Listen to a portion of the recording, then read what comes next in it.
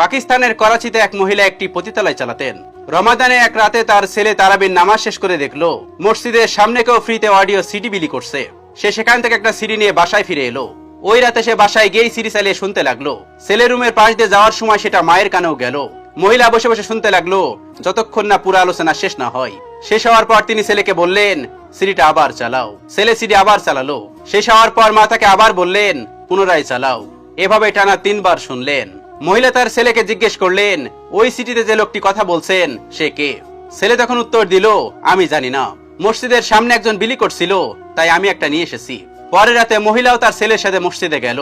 তারাবির নামাজ শেষ করে তিনি ছেলেকে বললেন তিনি ইমাম সাহেবের সাথে কথা বলতে চান।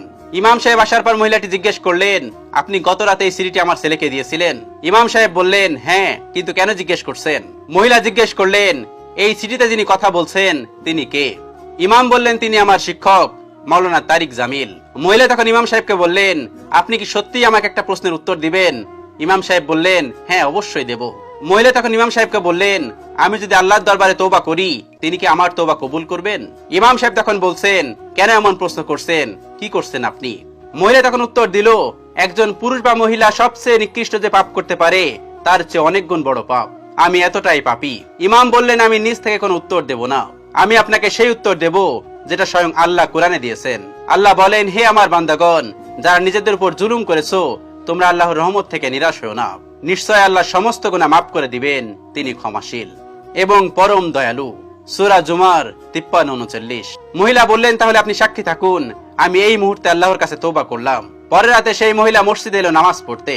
সম্পূর্ণ তারাবির নামাজ শেষ করে তিনি চিৎকার করে বললেন, ও আল্লাহ, যদি আমার তওবা কবুল হয়ে থাকে তাহলে এক্ষুনি আমাকে আপনার কাছে নিয়ে যান। পরের রাতেও মহিলা মসজিদে এলেন। নামাজ শেষ করে আবার চিৎকার করে বললেন, ও আল্লাহ, যদি আমার তওবা কবুল হয়ে থাকে তাহলে আমাকে এক্ষুনি আপনার কাছে নিয়ে যান। এর পরের রাতেও একই ঘটনা। এর পরের রাত, এভাবে 29 রমাদানের রাত এলো। ওই রাতে তারাবির কোরআন খতম হবে। তারাবির শেষে কোরআন খতম হলো। ইমাম সাহেব বিশেষ দোয়া করলেন। এরপর সবাই একে একে মসজিদ থেকে বেরিয়ে গেল, শুধু একজন ছাড়া, সেই মহিলা। তিনি সেজদায় পড়ে আছেন।